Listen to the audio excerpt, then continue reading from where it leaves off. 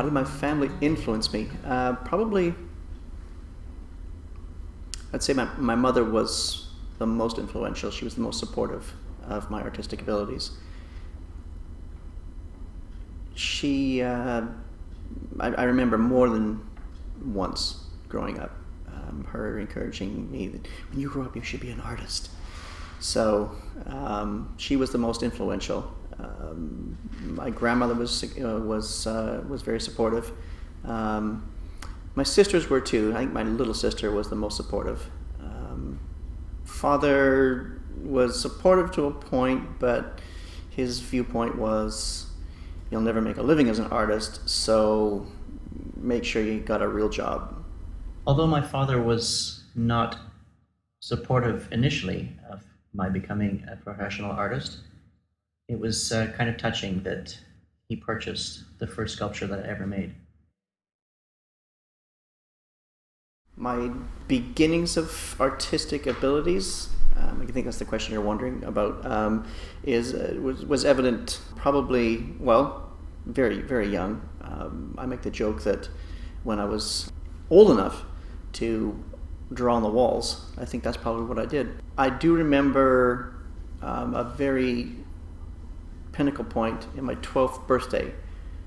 I received a oil paint set from my grandmother, and that was sort of the beginning of taking my artistic ability from just drawing with a pencil or crayons, pencil crayons, pastels, to painting. I remember my first painting in oils was Nativity Star and Animals of the Woods, looking up at it. And my mother and father still have that painting in their home. When I was 20 years old, I had an epiphany while on an art history tour in Florence, Italy. We had visited the Accademia to see the David sculpture by Michelangelo. It wasn't so much David that was so much of an influence on me, but the four unfinished slaves, which Michelangelo was carving for Pope Julius II's tomb, and he only got halfway through these works before he was taken away from that to go and paint a ceiling.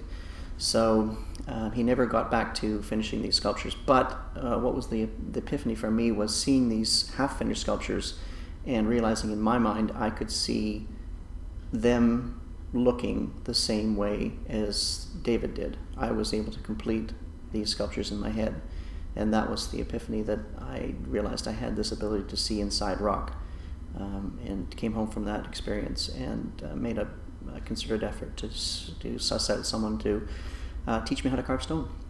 My mentor was George Pratt, who not only taught me the technical aspects of carving stone to get my career started, but more importantly, the business aspects, how to run a business, how to make a sale from the creation of your artworks. The sculpting process, as far as carving stone is concerned, it's a subtractive process, much like wood carving, but total opposite to sculpting in bronze. You, instead of assembling or building up, you start with much more material than you need, and you have to take it away. It's very labor intensive, it's expensive to do. It's a process where you start with twice as much, even sometimes more, than what you end up with. Well, it's a hard material to work with. It requires expensive tools. Depending on the type of stone, there are a wide variety of them. Soapstone is very soft and can be carved with a kitchen knife. Granite and jade are very, very hard, and you need diamond tools to carve those stones. So the challenges are that it is a very, very difficult medium to work with. There are stone carvers, and certainly before the invention of electricity, the only way to carve stone was the Armstrong method, and that was with a hammer and chisel. We now have electricity, so there are tools that compress air to take the work of the constant hammering of a 2 or a 5 pound hammer on a chisel. We have pneumatic hammers, which are driven by compressed air. So that makes life a little easier for a stone carver. We also have rotary tools, angle grinders and saws, which are mounted with abrasive diamond cutting blades and grinding blades. I don't tend to use very many hand tools. As far as the old Armstrong method goes with a hammer and chisel, I use a lot of electric tools, a lot of power tools.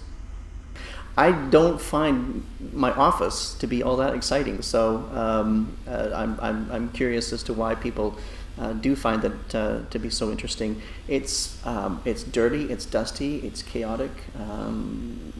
There's no rhyme or reason to where I put things. The filing system is something that an artistic chaos brain can only fathom where things are. The sculpture of Winds of War, the presentation to Paris, probably my most ambitious and challenging sculpture of my career. I was approached by a gentleman who wanted a sculpture of 2 women, 2 nudes. So how do you depict that without any sexual innuendo? So I came up with an idea from Greek mythology, the story of we all know how the Trojan War ended with the wooden horse and the Greek soldiers hidden inside, but not many people know how the Trojan War started. So I came up with this concept of Aphrodite and Helen of Troy being the subjects of the sculpture, and imbuing a lot of symbolism in the pieces to tell the story of the sculpture.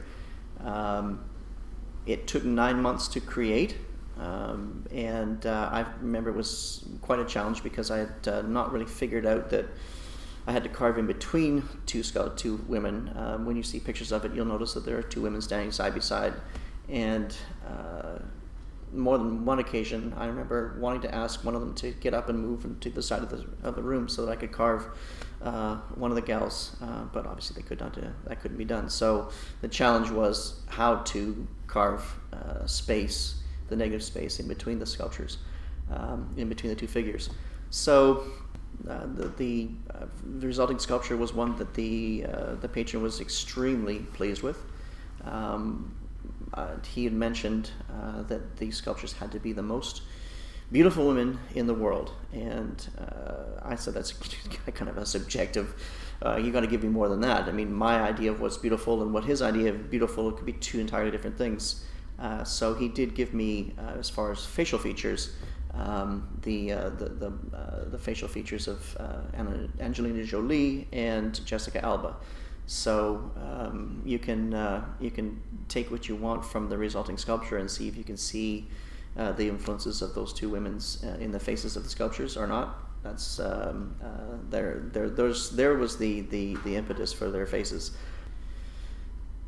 When he came to see the sculpture when it was finished, he actually didn't want to see the work in progress. He wanted to wait until it was all finished, and when I had felt that it was done, then he would come and take a look at it.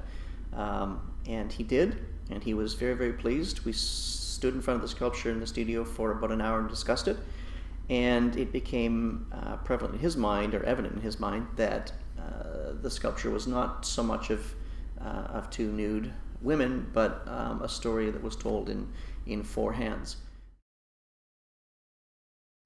I think the hardest part to try and describe is getting the idea, because there's no logical process as you would with building a machine, but the idea is more of an epiphany. I guess it just happens as a quantum leap. I don't know where the ideas come from. I don't know how they formulate. They just happen. I've been asked the question, do you ever run out of ideas? And my answer is no. the opposite is the case. I wonder if I'm going to run out of days creating. There's a bit of a fear in my head that I'll never be able to create every idea that I have in my head before I die. I think that's true of all artists, is that we have so much imagination and creativity in our heads and only 24 hours in a day and a limited number of days in our life to be able to get those ideas down on paper or into stone. Three-dimensional art has the added bonus, if you will, of being something that you can touch. It occupies space, it occupies our world in a way that two-dimensional art doesn't. So it has an added dimension of being able to be a tactile form. So you can experience it with your hands as well as your eyes. It's an art form that, from my observations, it's been something that has been for centuries much more decorative art form, as opposed to paintings, which I think up until the invention of photography was used as a mechanism to record people's experiences, as opposed to sculpture, which I think was more of an ornamental art form to decorate interiors and exteriors of architecture and public spaces. The sculptors in history that I have drawn inspiration from in the past, of course, Michelangelo, because he was the one who inspired me to begin carving stone in the first place.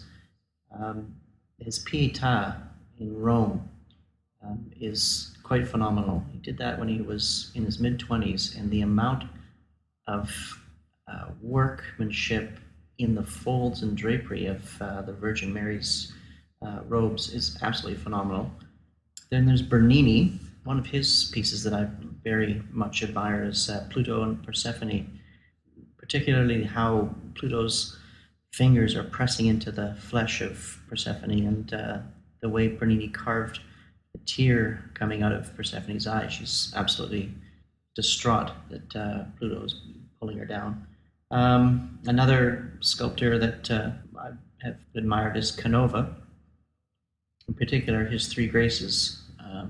Noguchi, the Japanese-American sculptor, he was able to marry abstract minimalism with stone so beautifully.